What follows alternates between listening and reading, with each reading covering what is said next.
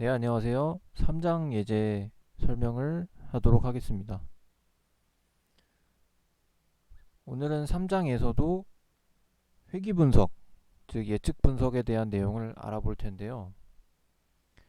예제를 본격적으로 분석하기에 앞서 회귀 분석에 대해 알아보도록 하겠습니다.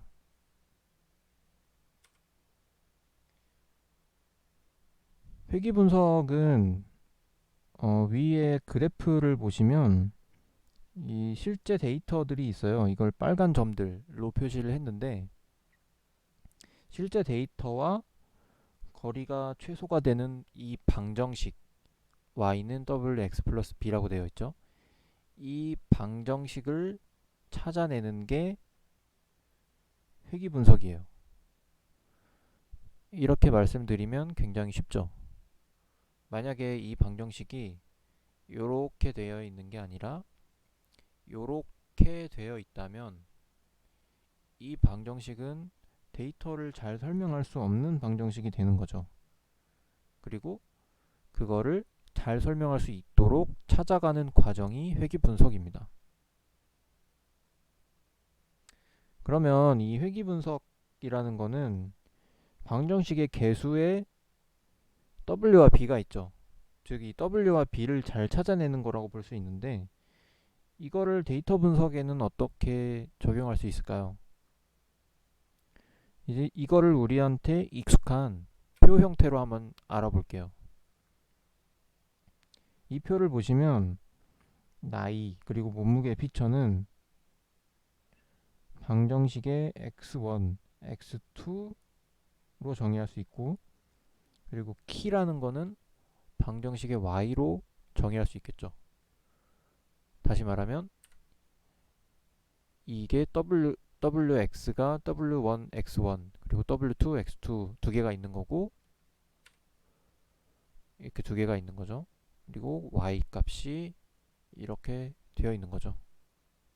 y는 w1, x1 플러스 w2, x2 플러스 뭐 b 상수가 하나 있겠죠. 는 y라는 방정식이 완성이 되죠. 회귀 분석은 이 방정식에서 1, 3번 데이터로 이 W1, W2 그리고 B라는 세 개의 개수를 추정을 해요. 이 세 개를 바탕으로. 그리고 마지막 요 네 번째 데이터를 가지고 그 개수가 잘 추정이 된 건지를 테스트합니다. 어떻게 테스트하냐면 y, w1, w2 플러스 b가 있기 때문에 x1, x2가 있으면 y 값이 추정이 되겠죠. 어떤 값으로. 그리고 이 사람의 실제 키와 비교해 보는 거예요. 그러면 추정한 키와 실제 키가 비슷하다 하면 회귀 분석이 잘 된 거고 비슷하지 않다면 회귀 분석이 잘 안 된 거겠죠. 이제 이런 데이터에서 예를 들면 1번에서 3번 데이터는 학습 데이터셋이라고 불러요. 그리고 4번 데이터는 테스트용 데이터라고 불러요. 그리고 이렇게 학습과 테스트를 나눠서 모델이라는 걸 학습을 하게 되면 모델은 앞서 말한 방정식이죠. 이 모델이라는 걸 학습을 하게 되면 이건 지도학습이라는 방법을 선택한 겁니다.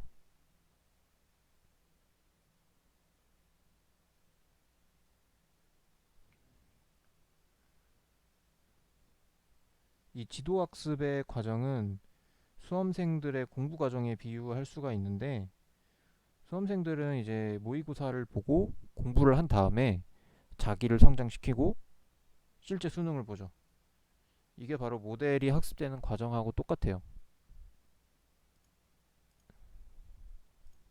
자, 그럼 3장의 예제를 알아보도록 할게요.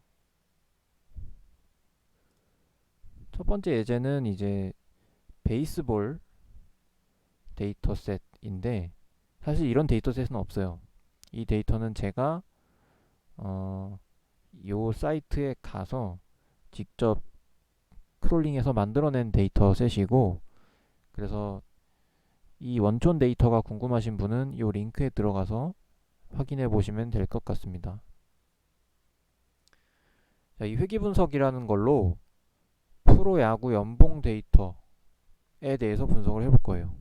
분석 주제는 2017년에 연봉, 그리고 2017년에 선수의 성적을 가지고 2018년도에 각각의 선수들이 어떤 연봉을 가지고 계약을 하게 될지를 예측하는 회귀 분석이라고 보시면 됩니다.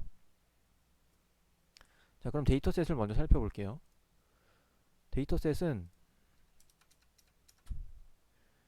이렇게 두 가지로 나눠져 있습니다. 첫 번째가 이제 투수와 관련된 데이터, 그리고 타자와 관련된 데이터인데, 먼저 투수를 볼게요. 투수 같은 경우에는 이런 식으로 팀명, 선수명이 적혀져 있고, 이 투수의 성적, 승패, 세이브, 홀드 뭐 이런 것들이 들어가 있고, 이제 야구에서 사용되는 특별한 정보들이 이렇게 있어요. 저는 야구를 잘 몰라서 이게 어떤 정보인들이 정확하게는 모르는데, 이제 이 투수의 성적을 나타내는 데이터라는 것은 분명해 보이죠. 그리고 2017년의 연봉과 2018년의 연봉이 있습니다. 그러면 이거를 회귀 분석의 방정식으로 만들어 본다 하면 이것들이 전부 x가 될 거고, 요게 y가 되겠죠. 그리고 전년도 연봉 역시 x가 될 거고요. 그러면 총 x가 21개, 그리고 y가 1개인 방정식이라고 생각을 할 수 있겠죠.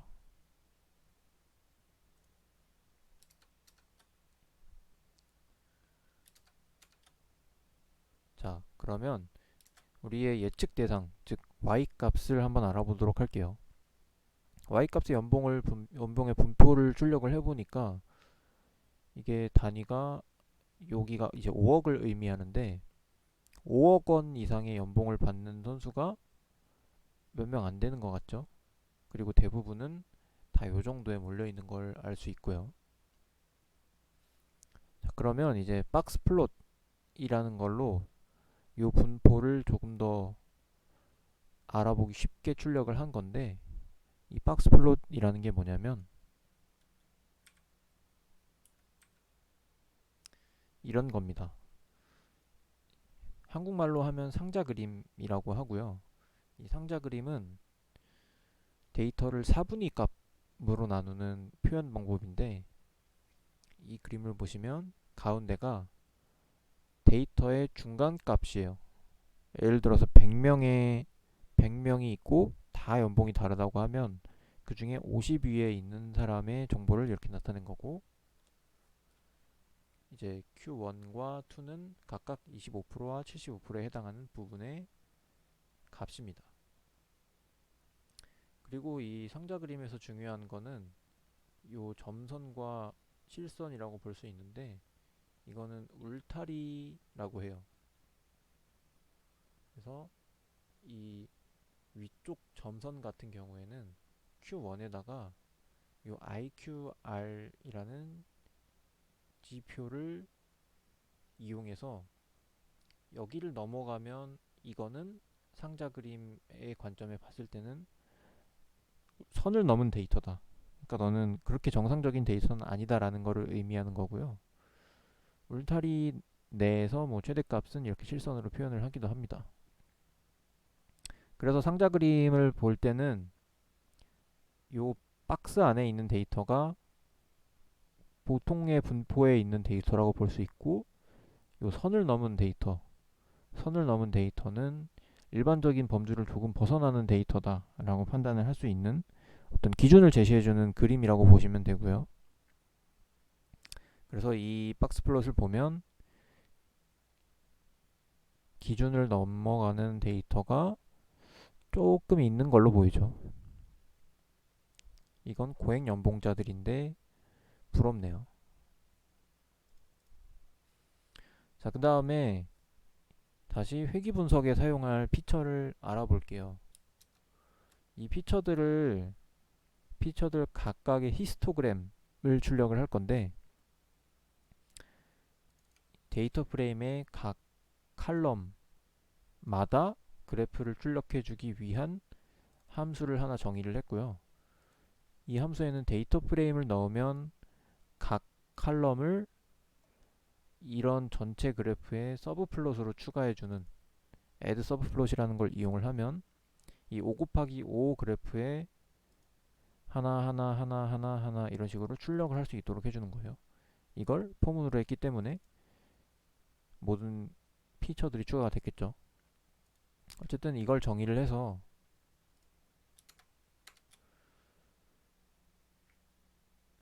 이걸 실행을 하면 자, 이런 식으로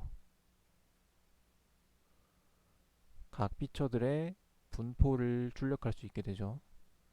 대부분의 피처는 요렇게 생기거나 혹은 요렇게 생겼네요.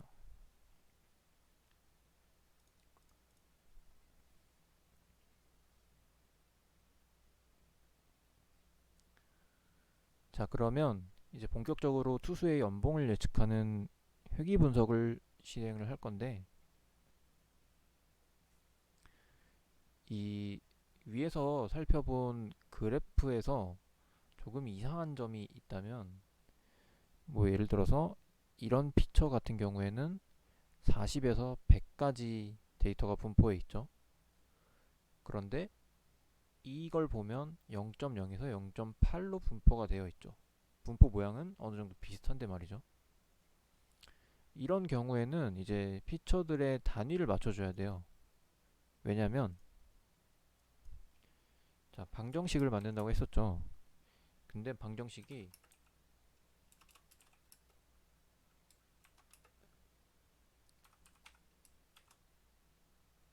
이런 방정식이 있다고 할게요. 그러면 x1과 x2에 y에 기여하는 비율은 같지 않겠죠. 어떤 말이냐면 자, 이게 만약에 둘 다 0.1로 같아요. 근데 x1은 값의 분포가 100에서 1000이라고 하고 x2의 경우에는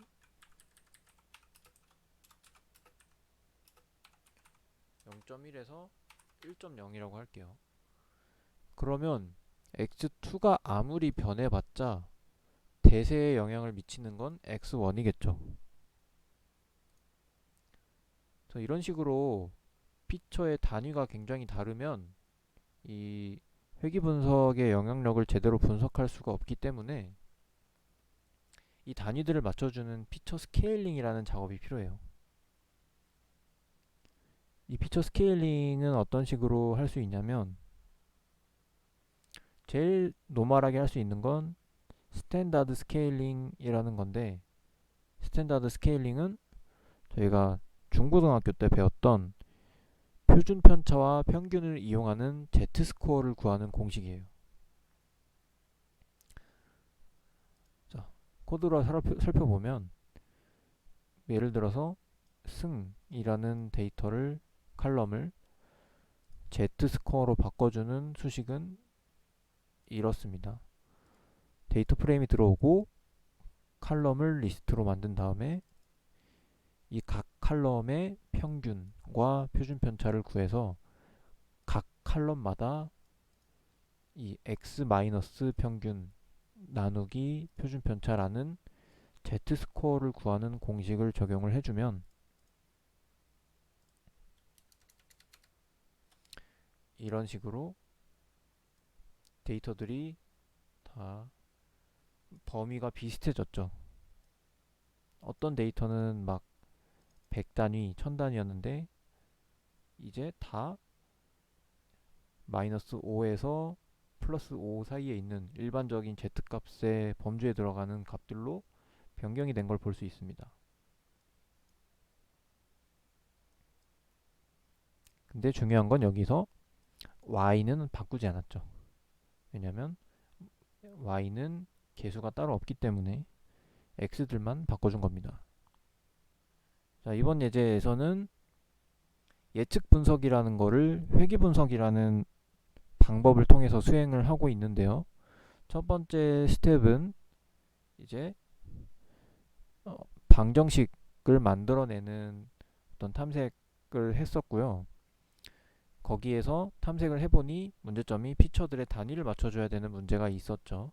그리고 이제 두 번째로 회귀 분석을 할 때 고려해야 될 내용은 피처들의 단위를 맞춰주는 두 번째 작업인데, 이 원핫 인코딩이라는 방법이에요.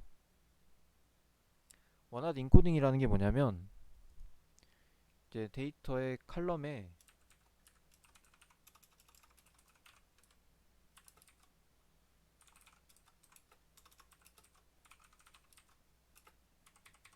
자, 이런 데이터가 있다고 할게요. 그러면 사실 컴퓨터는 이 데이터들을 방정식으로 만들 수가 없죠. 왜냐하면 컴퓨터는 0과 1로 이루어져 있는 세계이기 때문에 이렇게 사람이 이해할 수 있는 텍스트 정보는 방정식으로 만들 수가 없어요. 그래서 이거를 방정식으로 만들어줄 수 있도록 벡터화 해주는 게 원핫 인코딩이라는 방법인데, 총 3개를 가지고 있는 데이터가 있다고 할게요. 과일이라는 피처가 있을 때 피처의 개수는 총 3개죠. 그러면 딸기는 이런 식으로 표현할 수 있는 거고, 키위는 이런 식으로, 멜론은 이런 식으로 표현할 수 있습니다.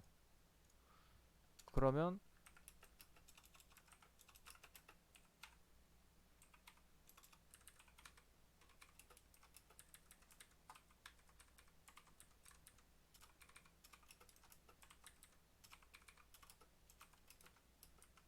이런 방정식을 이런 데이터 타입에서도 만들어낼 수 있겠죠. 이렇게 하나만 1이라고 하기 때문에 이런 방법을 원핫 인코딩이라고 부르는 거고요. 원핫 인코딩은 이제 저희 데이터에서는 팀명에 적용할 수 있겠죠. 왜냐면 다른 데이터들 같은 경우에는 다 숫자인데 팀명만 뭐 한화, 두산 이런 식으로 되어 있기 때문에 팀명에 원핫 인코딩을 적용을 합니다. 원핫 인코딩은 판다스의 getDummies라는 함수로 사용을 할 수 있고요. 그러면 피처가 이런 식으로 생깁니다. 기아라는 칼럼이 생겼고 몇 개 생겼죠. 팀명이 이렇게 분기가 된 거예요. 그리고 각각은 해당되는 팀명에만 1이 마킹되어 있고요. 자, 그러면 이제 방정식을 다 만들어낸 거예요. 여기에 있는 것들을 전부 X로 활용할 수 있는 회귀 분석을 위한 준비가 끝났다고 볼 수 있고요. 자, 그러면 X는 저희가 갖고 있는 데이터 프레임에서 선수명 그리고 Y 요 두 개 피처만 제외한 모든 피처가 X가 되는 거고요. 저희가 예측할 대상인 Y가 됩니다. 그리고 이제 트레인 테스트 스플릿이라는 함수가 있는데요. 이 함수를 사용을 하게 되면 이렇게 X, Y가 있는 데이터, 아까 전에 보여드렸던 이 데이터에서 1번에서 3번은 즉 75%의 데이터는 학습 데이터였죠. 그리고 25%의 데이터는 테스트 데이터였죠. 이거를 수행해주는 함수예요. 대신에 비율은 트레인 데이터가 0.8 그리고 테스트 데이터가 0.2 8대2 비율로 분기를 해달라는 거예요. 그러면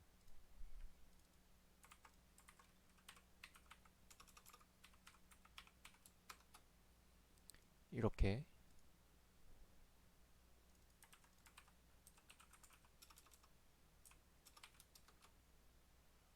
데이터가 분리가 됐죠. 비율이 대략 8대2 정도로 분류가 됐고, X 피처가 28개. 그러면 이걸 출력하면 121-1이 되겠죠. 이런 식으로 1은 생략된 겁니다. 마찬가지로 Y 테스트를 출력을 해보면 31-1이 되어 있겠죠. 이런 식으로 테스트 데이터를 분리를 할 수 있고요. 그러면 이제 scikit-learn이라는 라이브러리에 있는 리니어 리그레션, 그러니까 리니어 선형 회귀 모델을 학습할 수 있도록 모델 오브젝트를 선언을 했고요. 여기에 트레이닝 데이터, 모의고사로 치면 X트레인이 이제 문제가 되는 거고 Y트레인이 정답지가 되는 거죠. 문제지와 정답지를 넣고 학습을 합니다. 그러면 이 데이터들을 만족하는 요 직선, 정확히는 여기선 정확히 직선은 아니지만 이런 모형을 그릴 수 있게 되겠죠. 그리고 그걸 결정하는 이 x1, x2, x3의 개수들이 이렇게 학습이 됐다는 겁니다.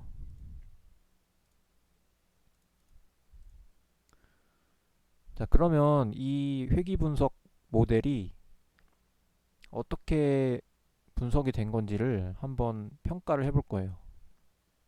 평가를 하는 기준은 디퍼런스는 지정 칼럼을 뺀 칼럼을 보여주는 게 맞습니다. 여기에서 이 데이터 프레임의 이 칼럼의 디퍼런스를 이렇게 두 개 입력하면 이 데이터 프레임에서 이거 두 개만 빼고 선택을 하겠다는 겁니다. 예측 모델을 평가하는, 그 중에서도 회귀 분석 모델을 평가하는 방법은 크게 두 가지 정도가 있는데요. 첫 번째는 이 개수를 보고, 여기에서는 이 19,000이라는 숫자가 제일 크네요. 7만이 제일 크네요. 그래서 이 7만이라는 피처가 영향력이 가장 크다 라는 식으로 영향력을 평가할 수 있는 게 하나가 있고, 두 번째로는 이 회귀 분석이라는 거에 통계적인 검증을 할 수 있어요. 이 회귀 분석도 통계적인 회귀 분석 방법과 그레디언트 디센트라는 거를 이용한 머신러닝 기반 회귀 분석, 크게 두 가지가 있는데, 이 사이킨런과 스탯스 모델이라는 라이브러리를 사용을 하면 전부 다 기본적으로는 통계 기반의 회귀 분석을 하게 됩니다. 그래서 이 예측 모델을 평가하는 두 번째 방법 중에 하나는 통계적인 회귀 분석에서 각각의 변수에 대한 p-value를 확인할 수 있도록 하는 거예요. 자, 위에서 리니어 리그레션 모델과 동일한 방법으로 스탯 모델에 이런 식으로 OLS 클래스를 함수를 이용해서 학습을 하게 되면 이런 모델의 서머리를 얻을 수 있는데요. 서머리를 보시면 이 R2라는 거는 이 직선이 이 데이터를 얼마나 잘 설명하고 있냐, 즉 이 직선이 데이터들과 얼마나 잘 붙어 있냐를 나타내는 수치고요. 이거는 그걸 수식적으로 조금 보정한 거니까 같은 내용이라고 보시면 됩니다. 그리고 이 F 통계량이라는 거는 이 모델 자체가 얼마나 잘 수행됐는지를 나타내는 검증이라고 보시면 되고요. F는 F에 대한 p-value가 지금 0.0000으로 엄청 낮죠. 그러니까 이 회귀 분석은 어느 정도 믿을 만한 회귀 분석이다 라고 해석할 수 있는 이 두 가지 요소라고 보시면 되고요. 나머지는 조금 어려운 내용들이니까 패스를 하도록 할게요. 그리고 또 하나 볼 수 있는 좋은 정보가, 자, 이렇게 각 피처에 대한 t 통계량과 e에 대한 p 밸류가 있죠. 이걸 보시면 p 밸류가 0에 가까울수록 굉장히 유효한 검증이라고 했어요. 지난 1장 예제를 설명했을 때. 그러면 여기에서는 이 연봉 피처, 그리고 한화라는 피처, 그리고 뭐 WAR이라는 피처, 이렇게 0에 가까운 피처들이 이 모델에 굉장히 의미 있는 피처라고 해석을 할 수 있는 겁니다. 그래서 지금까지의 피처를 정리를 하면,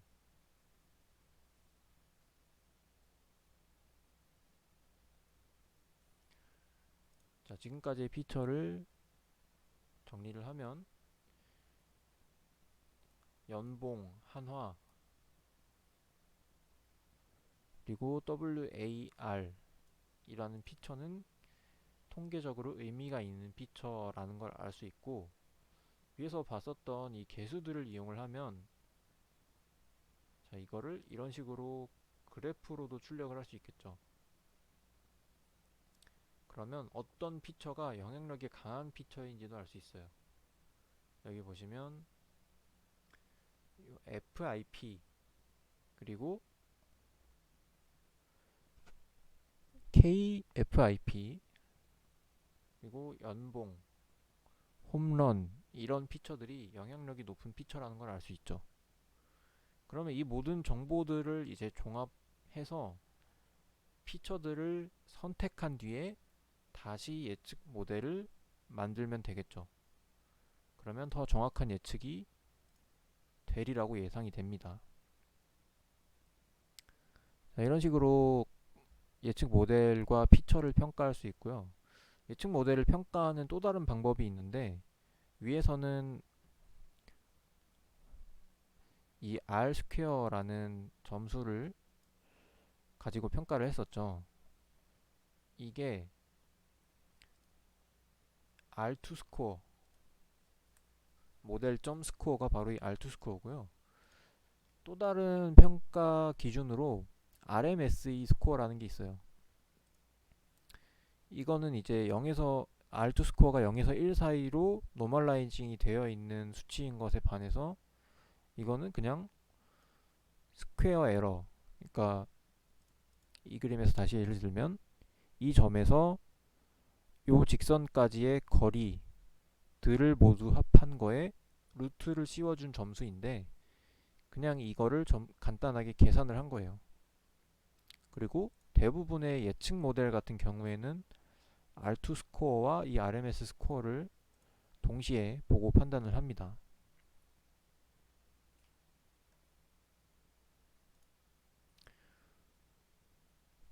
자, 그러면 이제 위에서 이런 피처들은 이런 정도의 영향력이 있고 이런 정도로 믿을만 하다라는 걸 검증을 했기 때문에, 또 다른 걸로 이제 피처들의 상관관계를 한번 탐색해 볼게요. 피처들의 상관관계 분석은 이제 예제 1장에서 나왔던 히트맵 분석과 똑같이 진행을 해주시면 되고요. 제일 먼저 이 코렐레이션 맵을 생성을 한 다음에 이 모든 피처들의 각각의 상관도를 행렬로 만든 거죠. 이거를 SNS 히트맵이라는 함수에 넣어서 이렇게 시각화를 할 수 있어요.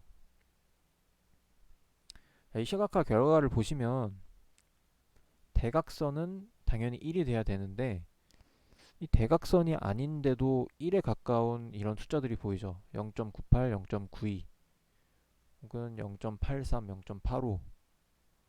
그런데 이렇게까지 상관도가 높은 피처들 같은 경우에는 문제가 생길 수 있어요. 어떤 문제냐면, 자, y가 x1, x2, x3 점점점이 있다고 할 때, x1은 뭐 예를 들어서 y가 내가 졸린 정도예요. 근데 x1은 커피를 얼마나 마셨는지, x2는 콜라를 얼마나 마셨는지, 3는 레드불을 얼마나 마셨는지 의 피처라고 한번 상상을 해봅시다. 그러면 사실 x1, x2, x3는 상관도가 엄청 높은 피처라는 걸 저희는 알고 있죠. 왜냐면 이건 결국 카페인이 속에 들어있기 때문이죠. 그래서 이 서로 변수 간에 이런 숨겨진 성질들이 같다, 혹은 뭐 서로 간에 영향을 미치는 피처이다, 이런 피처들이 있으면 예측 성능에 영향을 준다는 걸 우리는 상상해 볼 수 있죠. 그리고 이런 현상을 다중 공선성이 발생한 높은 상황이다 라고 얘기를 하고, 이 다중 공선성이라는 거에 대해서 설명을 조금 드릴게요.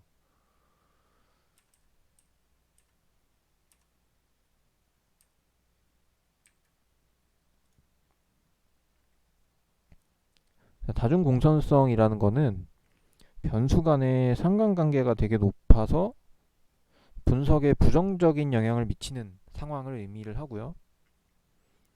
이거를 살펴보면 이제 여러 피처 간의 연관성을 고려를 했을 때 이 VIF 팩터라는 게 높다라고 하면 얘는 이 공선성에 큰 영향을 미치는 피처이기 때문에 이 수치를 보고 얘는 제거해야겠다, 얘는 제거해야겠다라는 기준을 수립을 할 수가 있게 돼요. 일반적으로는 이 개수가 10 혹은 뭐 15 정도를 넘으면 이 피처는 좀 공선성에 문제가 있는 피처이다 라고 생각을 해서 제거를 해주게 됩니다. 그리고 파이썬에서는 이 스탯 모델에 이 모듈을 임포트를 하면 공선성을 이런 식으로 검증을 할 수 있고요. 들어가는 데이터는 칼럼즈에 대한 정보를 넣고 이렇게 실행을 하면 공선성을 피처별로 살펴볼 수 있게 됩니다. 자, 그러면 지금까지 저희가 정의했던 거는 이런 내용들을 정의를 했었죠. 이 피처는 영향력이 크고 요거는 유의미하면서 영향력이 크고 이런 식으로 있었는데, 둘 중에 하나 이상이 동그라미가 가져온 피처들을 이런 식으로 가져와 봤어요. 그리고 이 중에서 공선성이 있다고 판명이 난 피처 같은 경우에는, 자, 이 FIP 같은 경우에는 공선성이 높고 홈런도 공선성이 높다라고 분석이 됐었죠. 그래서 이 정보들을 기준으로 적절한 피처를 다시 고를 거예요. 다시 고를 건데, 이 피처들, 여기 보이는 이 피처들을 가지고 학습을 하면 아까보다 결과가 훨씬 좋죠.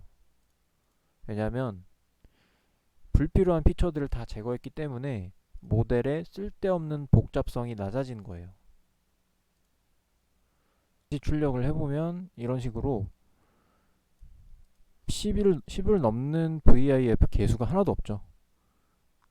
즉, 이 말은 이렇게 5개의 피처를 선택하면 다중 공선성의 문제도 없고 예측 모델의 정확도도 더 올라가는 결과를 가져왔다고 보시면 되고요. 이게 바로 회귀 분석을 실행을 할 때 피처들에 대해서 검증을 하고 이 피처들이 과연 어느 정도의 영향력을 가졌는지 평가한 뒤에 다시 피처들을 셀렉션해서 회귀 분석을 하는 게 중요한 이유라고 보시면 돼요. 자, 그러면 이제 이 결과를 다시 한번 시각화로 정리를 하도록 할게요. 자, 시각화는 저희가 첫 예상이 뭐였냐면 2018년 연봉을 예상하자였죠. 그러면 이 회귀 분석이 예측한 y값 그리고 실제의 y값을 각각 구해서 이거를 그래프로 한번 비교를 해볼 거예요. 자, 그러려면 이런 코드들을 실행을 하면 자, 이렇게 정리를 할 수 있어요. 선수별로 2018년에 실제 연봉, 실제 y값이죠. 그리고 이건 예측 연봉, 회귀 분석이 예측한 y값. 그리고 이거는 작년에 비해서 어느 정도 상승했는지를 보여주기 위해서 그냥 넣어본 피처예요. 그리고 이것들을 가지고 플롯을 그리면 데이터 프레임 점 플롯을 누르면 이런 식으로 시각화를 할 수 있어요.